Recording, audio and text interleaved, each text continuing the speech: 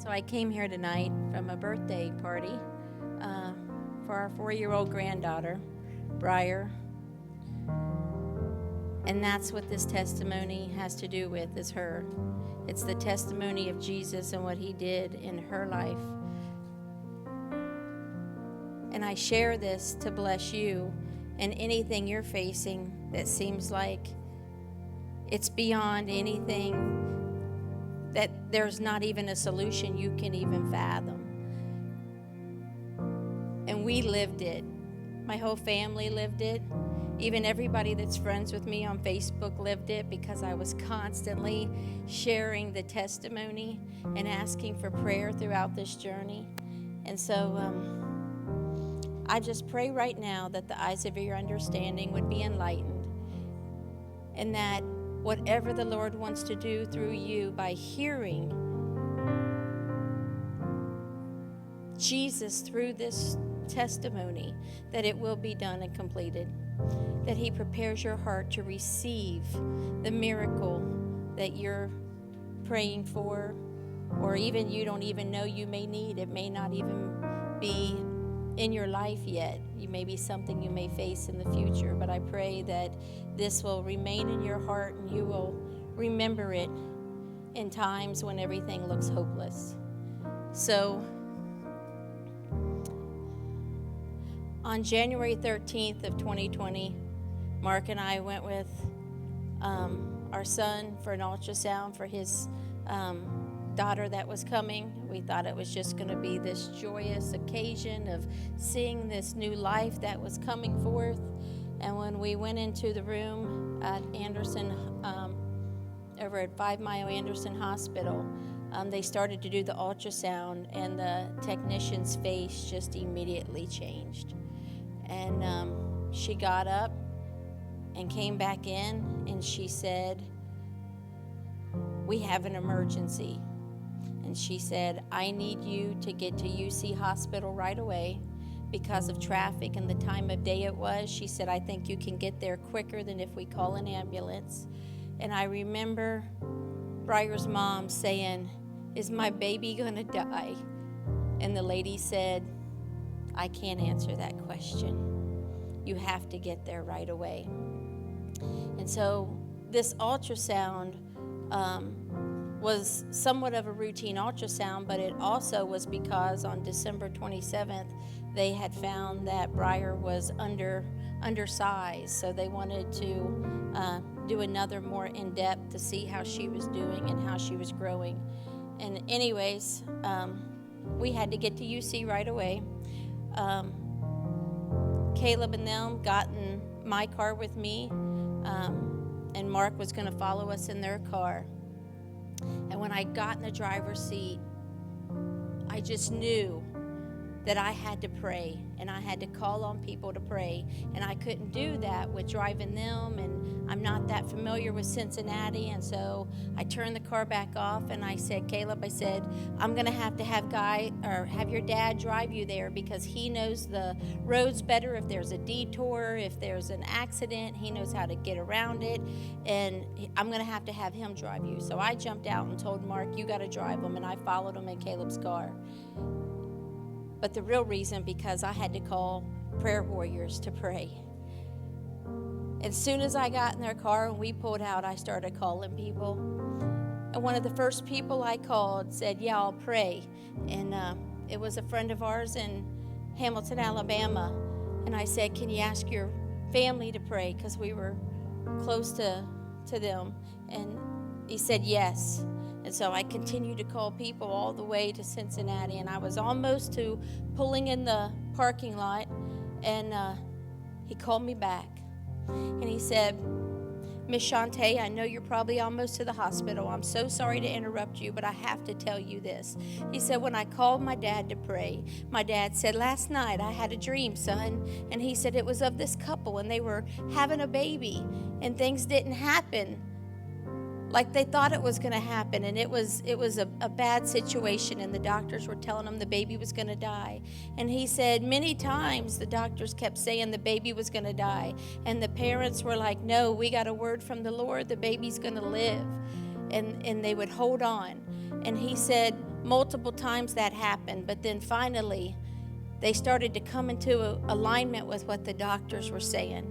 And they went so far as to start believing that the baby wasn't going to live, and they were even in their mind burying it and things like that. And it got to a point where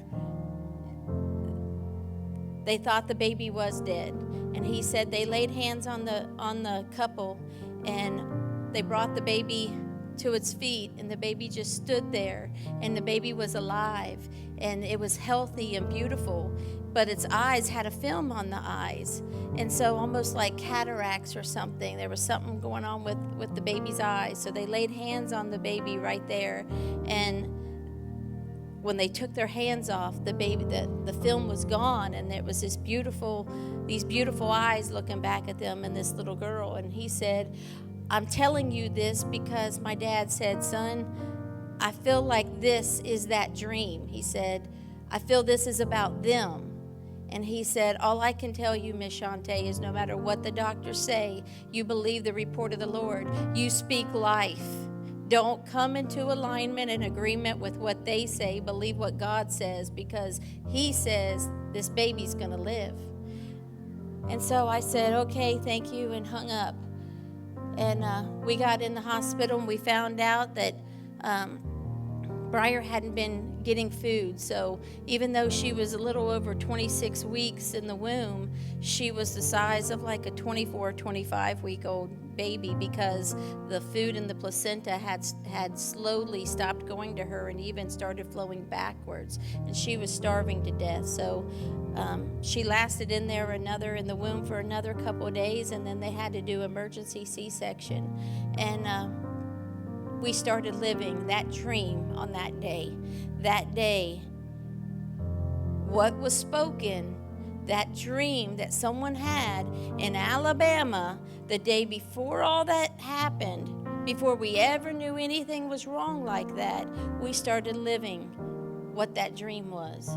And I can't tell you how many times we would get a call, and I would get a call from Caleb. He'd be on the phone with me, and he'd say, Mom, I got to go. That's the hospital. They're calling. Something's wrong with Brier. And I would drop to my knees on the floor and cry out to God, what's going on? And I would remember that dream. And I've said this before. I would like to say it was my faith, but it wasn't. It was the faith of God and the faith of Jesus through the spirit of prophecy in that dream, that the gift of faith came, and I could pray in a different way, and I could step out in armor that wasn't something I had on all the time, and I could pray with confidence over Brier Ann and over my son and over the whole entire situation. And then a few days would go by, or a week, and I'd get a call. I'd get a call from Brier's mom, and it'd say, can you get a hold of Caleb? I've been trying to reach him. They say she's going to pass away in a few hours. He's not answering his phone. You got to get a hold of him. He's got to get to the hospital. Brier's going to die. And I would call his work and talk to the manager and say, get Caleb on the phone right away. Caleb does auto collision, so he sands and stuff and is using equipment, and he couldn't always hear. And so they would go out, and they went out and got him and said, you got to call the hospital. And so that happened so many times. And Brier went from a situation with her heart that they said she was going to need this major open heart surgery, and then next thing you know, that wasn't needed. And then we went through another time where Brier wasn't going to make it because she had 3 blood infections. She had MRSA, she had meningitis, and she had staph all at the same time. Now, mind you, she was born at 1 pound, 5 ounces.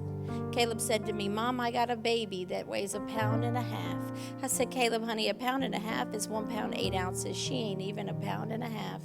She's less than 0.5 pound or half a bag of sugar.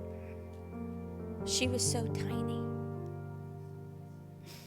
And I got to see her the last day in the hospital in UC NICU on this day 4 years ago.